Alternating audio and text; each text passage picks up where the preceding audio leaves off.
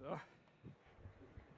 Also, das Mikrofon ist eingestellt. Das Hütchen kommt dann später in der Predigt nochmal. Ich habe gedacht, wenn ich wieder mal predige, muss mein Kampfhütchen dabei sein. So, heute wird es, wie sagt man dem? Es geht ein bisschen um Gerechtigkeit. Und Gerechtigkeit ist so eine Sache, weil wir als Menschen schaffen es eigentlich nicht, Gerechtigkeit so richtig zu schaffen. Es ist eigentlich nur Jesus, der das schafft. Oder der Vater. Du, es wegen dem Dings tut es so. Und genau, darum macht euch gefasst drauf. Es könnte ein bisschen einen steilen Weg geben. Es könnte vielleicht ein bisschen ans Herz gehen. Vielleicht dann mehr ans Gewissen als ans Herz. Könnte ja sein. Ausser wenn ihr jetzt schon sagt, easy. Also, wir sind in Predigtserie Gerechtigkeit. Ich habe genug und du ist heute das Thema. Letztes Mal ist es um soziale Gerechtigkeit gegangen und was Christen dazu beitragen können. Heute geht es um Gerechtigkeit, also im Sinne von, wie viel nehme ich mir, wie viel ist denn denkt für jeden und was können Christen da beitragen. Was ist denn Gottes Meinung dazu? Und ich predige natürlich zu mir. Ich habe das Thema mir nicht ausgesucht. Ich hätte jetzt eher so ein bisschen, Gott ist die Fülle und so. Zu dem kommen wir auch noch. Aber ja, es ist ein Thema, das mich selber berührt und wo ich gerade mit so Hütli-Sachen, wir kommen noch dazu, Konsum, wo auch mich stark betrifft. Aber ich möchte euch zuerst als Anfang zur Auflockerung eine kleine Story vom Stau erzählen. Neulich im Stau, oder? Ich bin ja früher noch TÜV gefahren, jetzt fahre ich nur noch Westbahn. Mit dem TÜV bin ich einmal über die Landesgrenzen aus, Italien, Enduro. Und beim Zurückfahren habe ich ein einziges Mal gedacht, der Schöberli geht durch den Tunnel durch und nicht über den Berg, was völlig eine falsche Entscheidung ist, weil dann stehst du im Stau. Und dann stehe ich da so im Stau und ich... Für einen TÜV-Fahrer ist das easy, du fährst ja einfach zwischendurch führen, oder? Das ist eigentlich nicht so Stau, es ist mehr einfach langsam fahren. Und dann hat es ja auf dem Südportal dort die Raststätte. Und 2, 3, 4, 10, 15 Schlaumeier sind da beim Stau raus, über die Raststätte führen und vorne wieder rein. Ich habe ja nur zugeschaut, oder? Ich bin dort führen gefahren und die sind dann so quer in allem drin gestanden, dass ich nicht mehr so führen fahren konnte.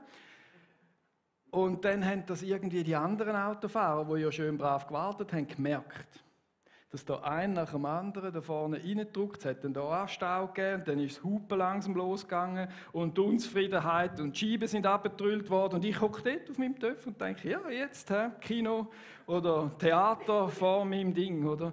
Und die sind aufeinander los und es ist wirklich so, genau, es hat niemand einschritten, es ist nichts passiert, keine Blechschäden, aber doch ein Beispiel dafür, wie sensibel das Leute dann eben sind, wenn es ungerecht zu und her geht. Oder? Wieso fährt der einfach raus durch und drängelt da rein? Oder? Und das heisst, ich muss ja 2 Minuten länger warten. Verstehst du? Es geht auf meine Zeit. Das ist ungerecht. Eine andere Story, die ich dann die ganze Predigt brauche, neulich am Kühlschrank. Nein, nicht zur Nacht und so, sondern es ist ja so. Ich arbeite ja in der Stiftung Ancora Meilenstein und dort gibt es einen Kühlschrank. Und in diesem Kühlschrank stellen wir das Essen zurückstellen für Teilnehmer, die zum Beispiel über Mittag in einem Besuch sind oder beim Arzt oder was auch immer. Oder? Und dann steht das dort in diesem Kühlschrank. Und manchmal es gibt so Phasen bei uns, oder? Da gibt es 2, 3 Wochen, wo es wirklich super läuft, alles happy, Gruppe super harmonisch. Und dann gibt es so 2, 3 Wochen, wo es vielleicht dann einmal, es wechselt sich so ein bisschen ab, oder? Plötzlich fehlt ein Teller. Das ist essentiell, oder? Dass ich mein Essen zurückstelle. Also nicht ich, aber der eine Teilnehmer und der andere hat gedacht, oh, ich habe den Namen gar nicht so gesehen und ich habe jetzt Hunger und überhaupt und sowieso. Ich sage euch, die Leute haben ein Gespür für Gerechtigkeit, oder? Da hat jemand mein Food weggefressen. Das geht gar nicht, oder? Und die sind dann zum Teil auch laut geworden und manchmal gibt es das halt, oder? Weil man halt als Mensch ein wirklich feines Gespür hat, was ist gerecht und was ist ungerecht. Weil irgendjemand zahlt den Preis, oder? Auch wenn ich im Stau auf der Nebenspur stehe und zuschaue, denke ich, ja, Irgendjemand zahlt den Preis. Und der andere nimmt ja das Essen nicht von niemandem, sondern von jemandem. Oder? Auch ihr da rein würdet sagen, ja, das ist nicht recht. Oder? Weil der weiss, der Preis zahlt jemand anderes von dem, dass der das Essen nimmt. Oder? Ist jetzt nicht dein Essen und nicht dein Essen. Oder? Aber irgendjemand zahlt den Preis für das, dass der sich etwas nimmt, wo ihm eigentlich nicht zugehört. Und das ist so wunderbar symbolisiert in einer Waage. Oder wenn du eine Waage hast und links ein Kilo und rechts ein Kilo Pulver hast, und das ist wunderbar, oder? Das ist Gleichgewicht, das ist rechnerisch perfekt und so weiter, vielleicht bis aufs letzte Körnchen. Und dann nimmst du die Säufeli, wir haben ja da so ein Bildchen, oder? Und nimmst vom einen 2 Gramm weg, 1 Gramm, wir sind ja nicht übertrieben, zu nicht, oder? Und tust das auf die andere Seite drauf. Das ist klar, es kippt. Und es ist ja so, dass die reiche Seite schwerer wird, dass die leichte Seite ärmer wird. Und es ist auch so, wer hat es gezahlt? Die ärmere Seite. Die hat den Preis gezahlt. Und dann sind wir so im Rechnen, oder? Im Kühlschrank rechnen wir, im Stau rechnen wir nach Zeit. Früher noch, wo es noch ein Parkhaus gegeben hat, dort vor Zürich, da sind die Leute einmal ins Parkhaus reingefahren im Stau, oder? Durch das ganze Ding durch und dann wieder führen für irgendwie 50 Meter, oder? Aber mich hat es genervt, oder? Weil ich bin ja das nicht gewesen. Ich bin. Oder da zahlt ein anderer, egal ob Stau oder Kühlschrank oder was für ein Beispiel man könnte aufzählen, ein anderer zahlt. Und die Waage, wenn man da wegnimmt, ist jedem klar und ich es da rein tue, dann macht es Kling, oder? Und die ist leichter zahlt und die reicher, die wird natürlich schwerer. Und so sind wir immer wieder ein bisschen am Berechnen und am Abwägen im Alltag. Wer ist denn schuld? Dass die einen mehr oder die weniger haben. Ja, die anderen sind ja selber schuld. Sind zu wenig clever gewesen, oder? Das wäre dann so ein Stammtischargument, um die Ungerechtigkeit ein bisschen zu relativieren. Die hätten ja können oder so. Und dann die andere Frage ist immer, was kostet es, oder? Schuld und Kosten. Das ist das, was in der Politik heute in der Welt erzählt, oder? Was kostet mich denn der Ausgleich? Und dann ganz eine wichtige Frage, wo wir so im Wägen sind und am Abwägen, oder? Habe ich denn, nachdem ich ausgeglichen habe, noch genug? Versteht ihr? Da sind wir immer wieder am Abwägen, am Berechnen, am Überlegen, ja, langt es denn für mich und ist es so? Wenn wir jetzt aber ein bisschen in die Bibel schauen, merken wir, dass es ein ganz anderes Prinzip gibt. Gerade auch im Alten Testament oder Neuen Testament. Da merken wir, wir haben einen Gott, der hat aus nichts eine Welt gemacht, unsere Heimat. Wir können darauf wohnen. Und er meint es richtig gut. Er macht einen Garten, er stellt uns dort rein und überhaupt die ganze Erde blüht und macht und tut. Und sie ist unsere Heimat. Hängt da irgendwo im All. Und wir können benutzen, was wir wollen. Wir können das nehmen, dieses nehmen. Jeder ist versorgt. Und das ist die Art und Weise, wie Gott denkt. Seine Liebe und seine Großzügigkeit für uns alle langt für alle. Er macht das einfach aus dem Nichts raus. Für dich und für mich. Und das haben eigentlich alle genug. Hätten. Und wenn wir dann so im Alten Testament Geschichte anschauen, plötzlich kommen so die Stellen so, du, die Witwen und Waisen, wieso verarschen ihr die? Wieso gehen die von eurem Überfluss nicht denen ein bisschen ab? Weil Gott eben so ein grosszügiger Gott ist und für alle schaut, dann wird er plötzlich, ich will jetzt vielleicht nicht zornig sagen, emotional wäre vielleicht ein gutes Wort, oder? Dann wird er emotional, wenn die einen die anderen ausbeuten. Dann sagt er dann zu seinem Volk ziemlich genau, hey, ich habe euch doch gesagt, wie es ist und was kommt und wie, was, wo, oder? Wieso?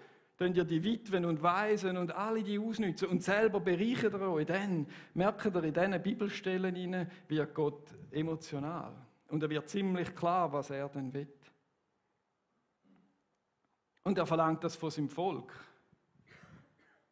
Im Alten Testament, hey, gleicht aus, geht doch nicht. Er hat das Erlassjahr eingeführt, oder, damit es wieder ausgeglichen wird. Ja, die Juden haben sich halt nicht daran gehalten. Wahrscheinlich haben die Reichen eine Lobby gehabt, da hat man das abgeschafft, damit das nicht wieder verteilt wird und so weiter. Er sagt das aber auch zu dir und zu mir. wo wir ja da sind und sagen, hey, wir sind Nachfolger Jesus, ich laufe ihm hinten rein. Dann sagt er auch zu dir, wenn das deine Einstellung ist, hey, ich will eigentlich, dass du Nächstenliebe lebst. Dass du für Gerechtigkeit sorgst. Nächstenliebe ist ja nichts anderes, als du verzichtest auch auf etwas, damit der andere leben kann. Alle Eltern da drinnen, oder? Miriam und ich haben immer ein bisschen gelacht und gedacht, ja, die sind jetzt im Kinderhüten, oder? Und wir sind im Ausgang gewesen. Das ist Liebe. Wenn du als Eltern etwas verzichtest für deine Kinder, oder? Bist du draus gekommen in dem, oder? Das ist Liebe, wenn du etwas verzichten kannst. Und sagen, nein, das nehme ich mir jetzt nicht raus, weil das geht auf Kosten der Kinder. Dort funktioniert es. Aber grundsätzlich ist es so, hey, die Liebe verzichtet auf etwas. Und ich nehme mir jetzt nicht einfach alles, was ich mir könnte nehmen. Und so schauen wir heute miteinander das Thema Gerechtigkeit im Konsum oder in den Ressourcen mit dem Titel an, ich habe genug und du. Und wenn wir dann so hineinschauen, oder, ist bei uns eher so die Frage und du im Vordergrund. Oder wie geht es denn am anderen? Wenn wir nämlich in die Welt hineinschauen, dann sehe ich Krieg, ich sehe Dürre, ich sehe Hungersnot, ich sehe Umweltkatastrophen, ich sehe Ressourcenknappheit.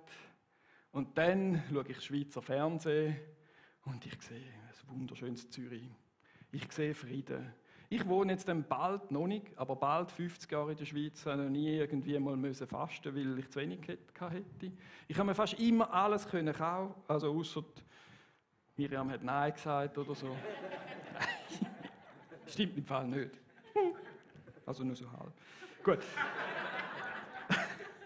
Ja, wir besprechen im Fall alles ab 300 Franken, oder? Wenn ich jetzt etwas kaufen will. Und ich weiss mal noch, ich habe so ein ferngesteuertes Auto posten, 312 Stutz oder so, angeläutet. Okay, das war's. Nicht ablenken lassen. Genau. Also, wir in der Schweiz haben genug.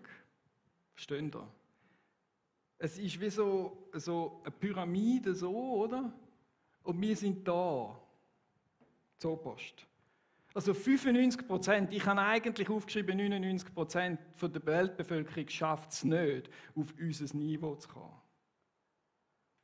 Das ist einfach nicht möglich, weil wir da, Zopost, ganz, ganz oben sind. Und das gilt es ein Stück weit anerkennen, dass wir dort zopost wohnen.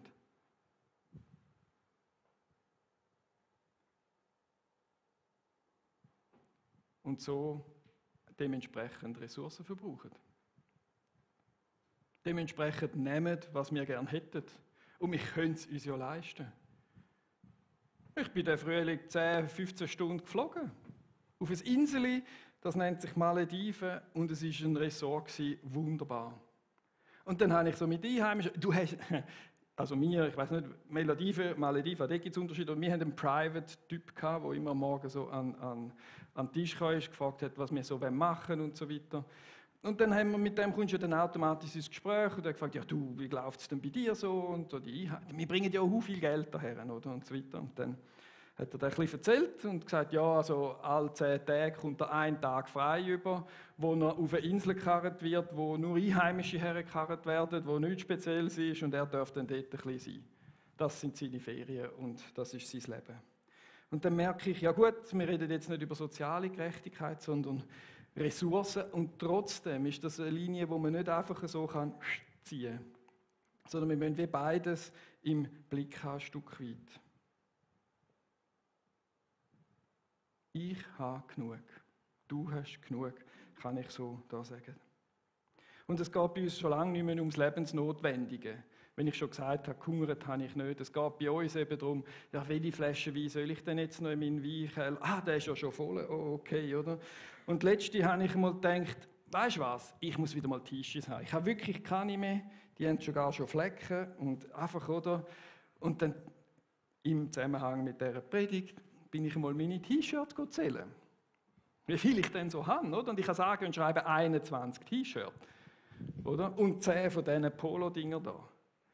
Und ich habe trotzdem noch das Gefühl, es kribbelt mich, ich muss doch wieder mal ein neues haben. Oder? Vielleicht sollte ich andere Muster vorne drauf nehmen. Ich habe so Star Wars T-Shirt und Superman T-Shirt und irgendwie langsam wirst du zahlt für die. Und dann, ja, ich habe mir dann überlegt, nur so ein Bildchen da von so 2 Fähnchen, das kannst du dann ewig anlegen und so. Aber weißt du, gleich, oder? Ich habe sau viel. Und es geht nicht mehr darum, brauche ich wirklich ein T-Shirt? Nein. Ich will jetzt eins kaufen und darum habe ich Lust, so eine Sache zu nehmen. Und es geht schon lange nicht mehr um die Grundversorgung bei dir und bei mir. Weil ich es mir leisten kann, kaufe ich es mir. Kann ich es mir kaufen. Und jetzt ist es so, wenn wir unter uns sind, können wir sagen, ja, das ist ja easy, das passt und überhaupt. Oder wir müssen ja unser Verhalten immer in die Relation stellen von den Ressourcen, die es gibt auf der Welt. Und dann habe ich es gibt so ein Footprint-Messer da im Internet, wo du ein bisschen eingeben kannst, was du so für Kilometer mit dem Auto machst, wo du so wohnst und so. Ja, genau, habe ich auch gemacht. Der Schweizer Durchschnitt. Also wenn alle würden so leben wie ein Durchschnittsschweizer, dann bräuchten wir so viele Ressourcen von 2,8 Erden. Oder also, wenn alle so würden leben wie ich, hätten wir eigentlich, was habe ich aufgeschrieben, am 13. Mai schon alle Ressourcen verbraucht, die eigentlich für unser Land, für unsere Einwohner gedacht wären. Also wir leben ja darüber aus. Und ich habe dann wirklich noch gedacht, ja gut, das ist der Durchschnittsschweizer, der Scherer, der macht es besser. Dumm gegangen. Wenn alle würden so leben wie ich, dann bräuchte man 3,5 Erden. Verstehst du? Und ich habe eine gute Nachricht. Es gibt Schlimmere als mich und dich. Oder? Die Schweiz ist so auf Platz 7. Und ich würde es auf Platz 4 schaffen. Mit denen, die am meisten Ressourcen verbrauchen. Ist das auch, oder? Wir leben eigentlich auf Pump. Oder die Statistik sagt uns, der Konsum der Weltbevölkerung benötigt pro Jahr etwa 1,7 Mal die Menge von dem, was die Erde überhaupt liefern kann. Das heisst, wir leben im Raubbau. Wir nutzen die Erde bis aufs Letzte aus. Und wir Schweizer, also ich, der Elias, ich sage euch, predige zu mir, ist für mich ein Erwachen gewesen, oder? Ich habe gedacht, ja, ich muss ein anderes Auto haben. Ich kaufe noch gerne ein neues Auto, gut, aber es ist wirklich ein bisschen, genau. Es ist für mich eingefahren, dass ich gedacht habe, nein. Aber ich bin auch ehrlich, ich habe dann gedacht, ich mache irgendetwas falsch, oder? Das habe ich ja falsch. Aber nein, ich esse ja jeden Tag, mehrmals in der Woche Fleisch, mache ich ja. Auch jeden Tag Käse. Und ich fahre halt einen 6-Zylinder, 3-Liter-Motor. Das ist halt, das schenkt ein auf dieser Skala, hätte ich nicht gedacht. Ich finde, sie ist auch ein bisschen fest auf Carbon, also auf CO2 aus, oder? Da kommen dann die Argumente, oder? Versteht ihr? Aber es ist ganz klar, wir leben im Raubbau auf dieser Erde. Und dann das andere ist, ich habe dann ein bisschen gegoogelt und geschaut und gemacht. Wenn wir alle so würden leben wie in Indien, dann würde es aufgehen. Der Durchschnittsinder. Und dort sieht der Jakob im grünen T-Shirt. Wenn ihr wissen wollt, wenn ein Durchschnittsinder lebt, könnt ihr ihn fragen. Und ich weiss es jetzt schon, dort wollen wir nicht hin. Aber wir müssten. Versteht ihr? Oder wir können es anders sagen. Der Tag, wo alle Ressourcen, die die Welt hergestellt hat, gelangt hat für alle Leute, war in den 70er Jahren. Verstehst du? Seit den 70er Jahren brauchen wir mehr, als der Erde hergibt. Es ist Raubbau, meine Damen und Herren. Wir müssen also wieder zurück in die 70er Jahre, um so zu leben, dass es für alle langt. Das ist traurig, oder? Das ist einfach nur traurig. Und jetzt für alle Kritiker am Stammtisch und daheim an den Fernsehen. Okay, solche Statistiken und solche Auswertungen werden politisch natürlich eingesetzt für gewisse Ziele. Natürlich sind sie rechnerisch nicht über alles erhaben. Und das für die politisch eine halbe Erde weg. Und für die es einfach rechnerisch auch eine halbe Erde weg. Aber dann braucht der Schöberli immer noch 2,5 Erden. Verstehst du? Auch wenn du Argumente sagst, ja, aber weißt, die wollen das nur brauchen, die tun das übertreiben und. Ja, von mir aus können wir sagen, tun wir ganze Erden abziehen für die. Aber es kommt dann immer noch viel zu viel raus. Es kommt dann immer noch viel zu viel raus. Es wird einfach deutlich, wir konsumieren zu viel. Und dann kommt der Augenblick, wo du merkst, ich bin der am anderen das Essen vom Kühlschrank raus klaut.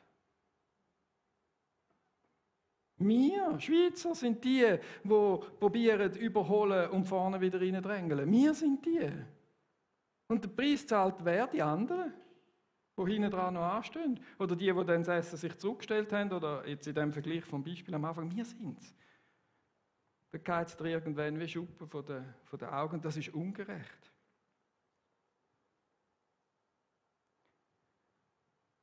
Und es ist mir so ein Laden runter, oder wie sagt man, ein Aha-Moment, und gleichzeitig merke ich, es ist irgendwie auch nichts Neues. Irgendwie weiss ich es ja schon. Der Joni hat vor 2 Wochen über soziale Gerechtigkeit und über die Leute, die meine T-Shirts machen, geredet.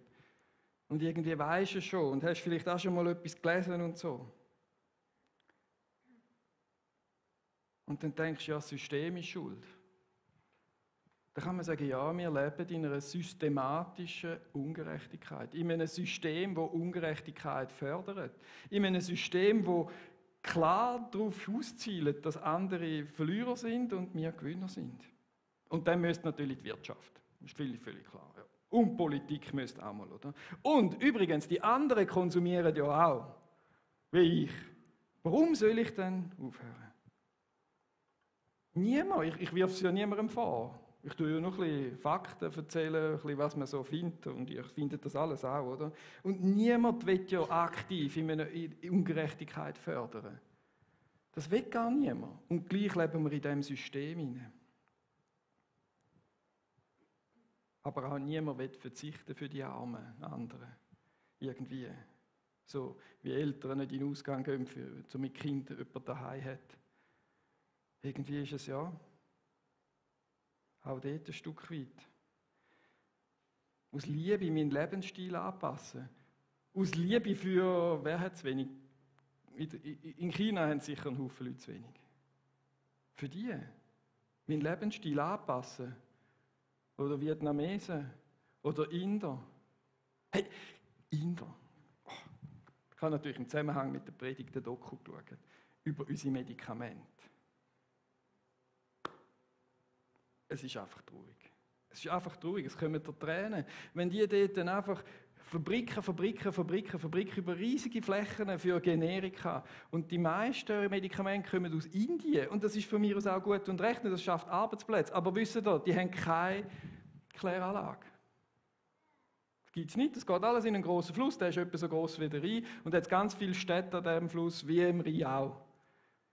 Und die Kindersterblichkeit ist so hoch. Tausende von Kindern sterben an Lungenentzündung. Weil sie so viele Antibiotika im Trinkwasser haben, dass sie resistent sind gegen alles.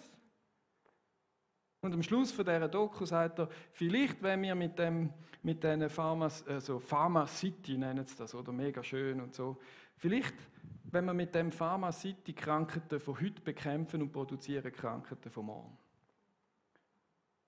Das ist einfach unglaublich. Und ich komme da Tabletten für Tabletten, easy. Da noch ein bisschen Kopfweh. Versteht ihr? Es ist einfach ungerecht. Und das stimmt. Und wir wissen es, jemand anderes zahlt den Preis. Ein anderes Kind zahlt den Preis. Eine andere Familie zahlt den Preis. In einem anderen Land. Weit weg. Und ich bin froh, ehrlich gesagt, dass ich denen nicht in die Augen schauen muss und das erklären muss.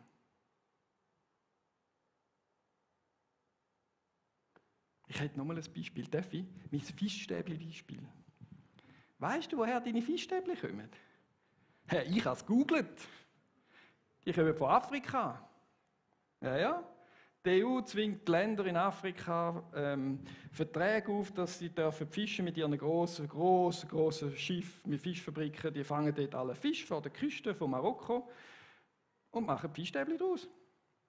Iglu, Fischstäbli, di. Da hast immer noch das Gefühl, die kommen aus der Nordsee, oder? Und werden da mit dem Netz und Hand verteilt. Nicht. Wisst ihr was? Wir fischen ganze Grundlagen weg von Fischerdörfli in Marokko, weißt du, von dem leben. Die haben keinen Fisch mehr. Weil wir tausende Tonnen täglich dort rausziehen. Ich weiss, es ist hart. Aber ist es so? Und was machen die Leute? Die haben ja keine Existenz mehr. Schauen auf Europa und denken, die sind reich, dorthin gehen wir. Verstehst du? Hausgemacht, vielleicht. Ist jetzt ein bisschen ganz einfach geschwätzt. Aber das sind Gedanken. Schaut mal so Dokus. Geht das googeln, oder?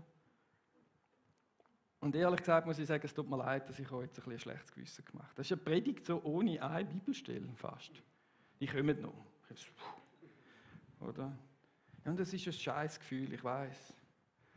Aber wir müssen der Realität in die Augen schauen. Lenken wir uns nicht ab mit Insta oder irgendwie sonst etwas oder stammt das Argument. Schauen wir doch einfach mal hin und sagen, ja, der Elias hat es jetzt erzählt, vielleicht stimmt 2/3, vielleicht so.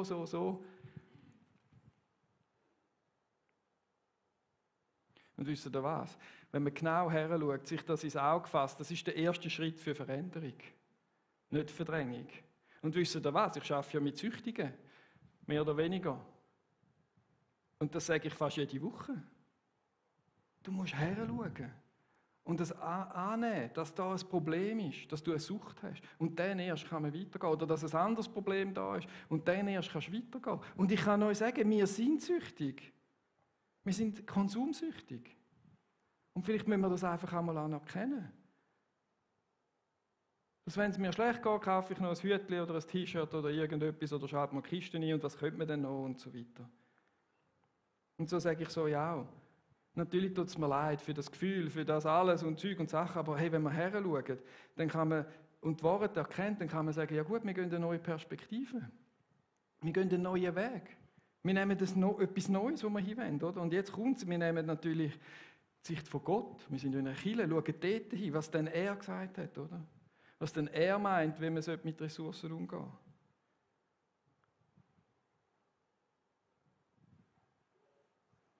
Und er sagt es ziemlich klar. Schon ganz am Anfang der Bibel. Und jetzt kommt's. Diese Erde mit all ihrer Schöpfung, von der Mensch ein Teil ist, hat er in die Hände der Menschen gegeben. Gott, der Herr, brachte den Menschen in den Garten von Eden. Er gab ihm die Aufgaben, den Garten zu bearbeiten und ihn zu bewahren. Bäm. Das ist auch nichts Neues. Ich mag mich noch erinnern, Januar, die erste Predigt vor 2 Jahren, ist genau um das gegangen. Ist mir nämlich in den Sinn gekommen, als ich das wieder da gelesen habe. Das ist auch nichts Neues. Die Schöpfung muss bearbeitet werden, dann gibt es Frucht und es blüht und es macht und tut. Das ist vielleicht jetzt heute nicht ganz der Fokus, sondern der Fokus ist auf dem Bewahren. Bewahren. Und mit 1,7 Erden brauchen Rohstoff ist es ein Raubbau. Und das ist nicht Bewahren. Das ist nicht der Weg, wo Gott denkt hat für dich und mich.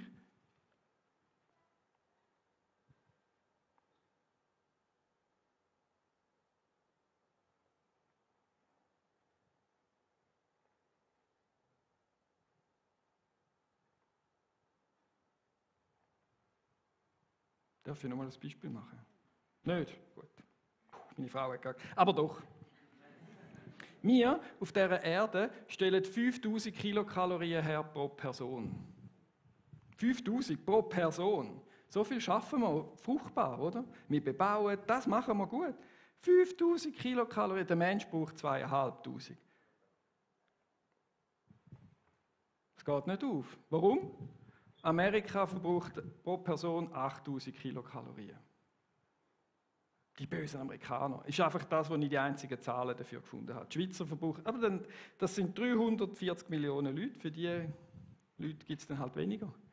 Versteht ihr? Das ist einfach ungerecht. Und wir dürfen bewahren. Wir haben einen Gott, der für Gerechtigkeit steht. Und wir sind aus dem oder wir sind auf einem heiligen Boden auf die Erde gekommen, im Garten Eden. Und sind dort rausgeschmissen, weil wir uns ungerecht verhalten haben. Und dann hat es wie einen zweiten Boden gegeben, außerhalb von dem Garten. Und das ist ein ungerechter Boden. Und ich will euch, klar ist ein schlechtes Gewissen, aber ich will euch auch sagen, wir schaffen es gar nicht, Gerechtigkeit zu schaffen auf dieser Erde. Es ist gar nicht möglich. Das System ist einfach ungerecht. Wir brauchen was? Wir brauchen Rettung. Wir brauchen jemanden, der uns rettet aus dem raus. Und es gibt einen Retter. Retten ist Chefsache. Das ist Gott selber auf die Erde gekommen und hat uns gerettet. Dort haben wir das Kreuz, heute ist es jetzt nicht beleuchtet. Aber das ist Jesus Christus, der uns gerettet hat. Und wenn ich an das denke, denke ich immer an meine Lügen, an mein Stellen, an mein, oder? Das, was ich so kann. Aber dir ist das vergeben. Dass du in einem System lebst, das Ungerechtigkeit produziert. Auch das hat Jesus Christus getan für dich.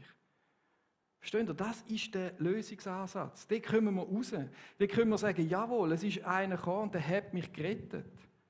Wir haben als Christen immer den Fokus auf mich, oder? Heute hat sie den Tagesvers vorgelesen und 5 Punkte zu dem Tagesvers gelesen. Ein Punkt ist, gang zu Gott 5 Minuten, lese in der Bibel und meditiere. Aber immer ich, mit mir und mit Gott. Aber das Ganze geht noch einen Schritt weiter. Es geht bis in das System hinein, wo wir drin sind. Gott rettet uns dort raus. Er rettet dich aus deinen Sünden aus deinen Fehlern, alles aus deiner Familie oder irgendjemandem du hast. Es ist dir vergeben. Und es ist dir auch vergeben, dass du in einem System drin bist, das Ungerechtigkeit produziert. Aber bei jedem anderen würde man sagen, hey, und jetzt lebe ein neues Leben, nachdem du gerettet bist. Jetzt hast du eine neue Identität. Jetzt hast du eine Identität von Jesus Christus bekommen. Du bist ein neuer Mensch. Dann sorg doch in deinem Umfeld für Gerechtigkeit. Dann sorg doch für dich für Gerechtigkeit. Und dann bei uns Christen schnappt es dann so und sagt, ja, ich lüge nicht mehr, ich stehle nicht mehr, ich bin ein guter Arbeitsgeber und. Aber es geht eben noch einen Schritt weiter. Auch dort mit dem Konsum. Auch dort, wo dann solche leiden, die weit weg sind von da. Und sagen, hey, wenn wir das anerkennen und gerettet sind, ist es aber noch kein Grund, trotzdem drin zu bleiben. In der Sünde, wenn man es so schön sagen, christlich. Es ist nicht angebracht, in der Sünde zu verweilen, nachdem dass wir gerettet sind. Versteht ihr? Jesus Christus hat, und es ist wunderbar, danke Jesus, dass du da gehst. Oder gekommen bist und die Sünde quasi mitgenommen hast, getragen hast und wir frei sind von dem allem, oder? Und jetzt wird uns Gewissen langsam ein bisschen leichter. Ja. Und jetzt kommt der erste Schritt in eine veränderte Welt. Und dann sage ich, weisst du was? Wir sind doch die gegen den Strom schwimmen. Wer kennt Chosen? Oder? Alle Fan, oder? Und der Intro ist super, oder? Die Fischli, die sich dann plötzlich und dann schwimmen sie in die andere Richtung, oder? Und dann wieder eins und so. Hey, wir leben auf einer Welt, die von einem Geist geprägt ist, vom Konsum, wo ein System drin ist, wo schwimmen wir doch dagegen. Kehren wir um, heute, und konsumieren so viel, wie wir nötig haben und nicht mehr. Ab heute können wir umkehren und sagen, jetzt schau ich mal, was ich eigentlich alles verbrauche. Und dann wird es vielleicht ein bisschen besser, aber das ist nicht, weil ich bin besonders grün oder ich bin besonders link oder ich bin besonders irgendwas. Nein, es ist, wie wir umkehren, weil Jesus Christus uns gerettet hat, aus dem raus und wir jetzt können einen anderen Geist leben. Wir sind nicht mehr, der Geist von dieser Welt ist ein Geist vom Kapitalismus und da wollen wir machen eine Widerstandsbewegung. Nicht letzte Generation, nicht so etwas, sondern geführt vom Heiligen Geist. Widerstand gegen das System, das da auf Erden herrscht und nur Ungerechtigkeit produziert, wo andere ausbeutet. Und wir schwimmen gegen den Strom, geführt vom Heiligen Geist. Dass ich eben nicht nur frage, Herr, soll ich die Frau heiraten oder die, sondern dass wir ihn auch fragen, oder welche Kirche soll ich gehen und Herr, willst du mich noch in dieser Kirche haben und in diesem Dienst? Oder Herr, was soll ich heute predigen? Oder Herr, begegne meinem Herzen. Und wir fragen, Herr, soll ich das kaufen? Beispiel, Entschuldigung, nochmal eins. Gestern haben wir darüber diskutiert, es war wirklich sau heiß. Wir haben ja eine Parterrewohnung, oder? Darum habe ich ja so viel Erde verbraucht. Und wir haben einen grossen Sitzplatz und dort passt wunderbar ein Pool drauf. So einen aufblasbaren oder einen mit so Stängeln, ist egal. Wir kaufen den Pool. Dann habe ich gesagt, Miriam, schön, wir warten nach der Predigt. Verstehst du? Das machen wir auch.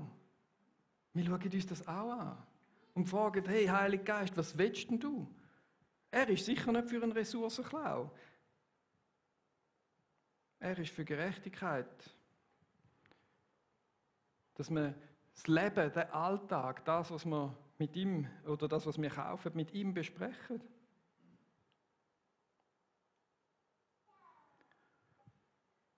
Weil was da herrscht, ist ein Geist von der Gier, es ist ein Geist vom Kapitalismus und vom Egoismus.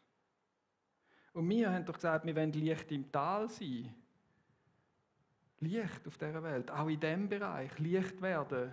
Nicht nur im, ich gebe dir ein Traktätchen und hey, da und Jesus sollte und so, sondern auch in diesem Bereich, dass man einen Nachbar schaut, hey, der, wow, lebt anders als, der ist getrieben von einem anderen Geist, getrieben von einem Geist, der Wort bringt, der Weisheit bringt, der Liebe fördert. Und ich meine, da kannst du rund um Christenheit fragen, alle würden lieber mehr Gemeinschaft mit dem Heiligen Geist haben. Ja, dann machen wir das doch. Fragen wir ihn, wie viele Paar Schuhe ich soll haben, wie viele Handtäschchen, wie viele T-Shirts ich soll haben. Ich kaufe jetzt keins mehr. Und wenn ich eins kaufe, kaufe ich halt, wenn ich ja nur noch alle 3 Monate ein T-Shirt kaufe, dann darf es ja 3-mal so teuer sein. Und dann kann ich eben eins kaufen, wo vielleicht noch ein Baum gepflanzt wird, oder? Ich weiß doch auch nicht. Das müssen wir dann selber herausfinden. Und es ist schwierig und wir sind in diesem System. Aber wir müssen irgendwann können sagen, Cut, jetzt geht es etwas Neues. Und da habe ich ein gutes und ein schlechtes Beispiel, das ist eine Sonnenbrille. Schweineteuer gewesen. Für meine Verhältnisse. Ich kaufe so für im Normalfall so 15 Franken Sonnenbrille. Die hat 10-mal mehr gekostet. Ist aus PET. Die ganze Brille. Vielleicht Beschichtung nicht und so, aber PET. Recycling. Die ist für meine Verhältnisse teuer und ich kaufe jetzt dafür nicht alle 2 Monate eine Sonnenbrille, sondern einmal eine teure. Ich verliere die auch nicht, ich passe schon seit 3 Jahren auf die auf. Zweites Beispiel. Mein Kampfhütchen. AliExpress. 2 €. Ich weiß, wer das gemacht hat und es ist traurig. Versteht ihr?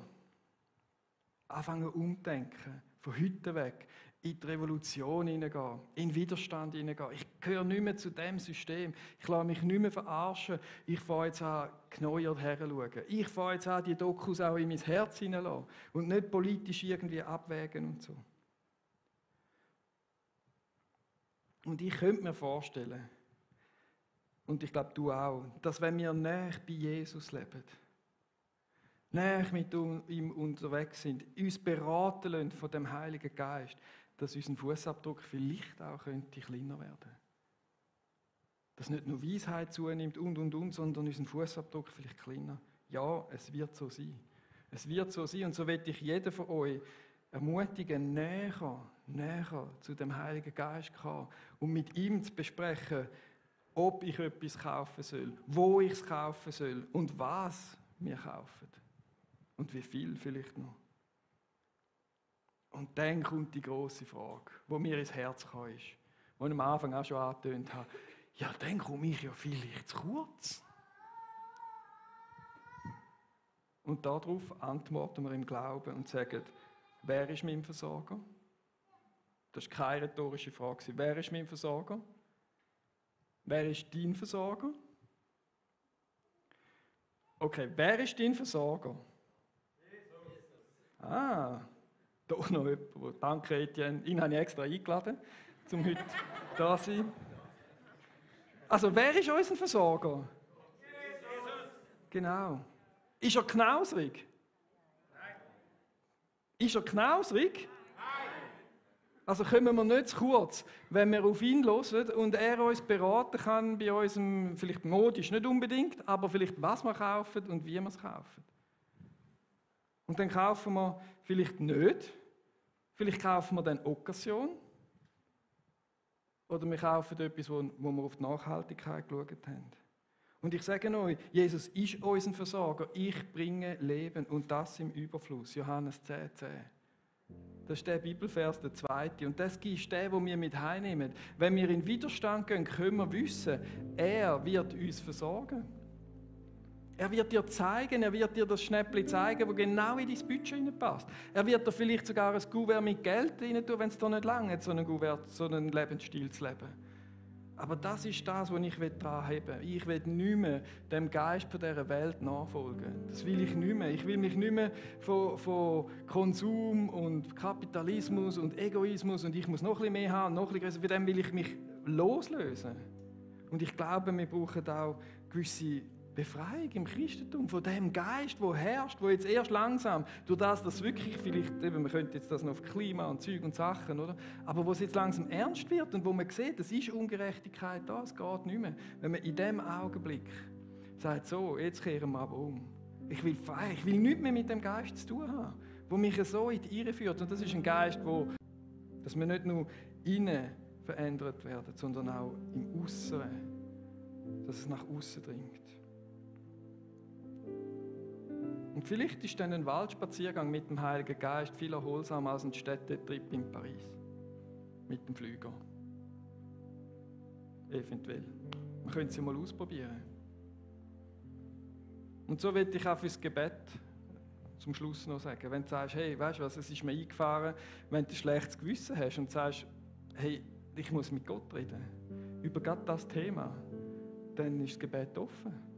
Dann sagen sie dir dort hinten nicht noch mehr schlechtes Gewissen, sondern sie sagen, dass du gerettet bist von dem Jesus. Und wenn du sagst, ich will irgendwie nichts mehr zu tun haben mit dem Geist von dieser Welt, ich will vom Heiligen Geist neu erfüllt werden, ich will neu einfach auch mit dem unterwegs sein, dann lass doch für dich beten. Das sind Leute, die Power haben, die können für dich einstehen und dir das zusprechen, die über dir beten. Aber du kannst auch mit jedem anderen Anliegen heute Morgen ins Gebet gehen. Ich will noch beten zum Schluss. Jesus, ich danke dir. Ich danke dir, dass du deinen Geist auf die Erde geschickt hast und dass der da ist und dass du jeden erfüllt hast, der an dich glaubt mit dem Geist. Und er soll einfach noch mehr Raum auch bekommen, in dem Raum hinein da, aber auch in unseren Herzen, dass wir nicht nur unser Innenleben mit schlechten Gedanken, Zeug und Sachen, sondern auch nach außen dringen kann. Und ja, es tut uns leid, Jesus, dass wir in diesem System drin sind und dass wir oft auch mitschwimmen mit dem ungerechten System. Wir wollen umkehren, wir wollen so Fischli sein, wie das Chosen-Fischli, das sich umkehrt und in eine andere Richtung. Und danke, Jesus, ist dein Heiliger Geist auch unser Berater in diesen Sachen.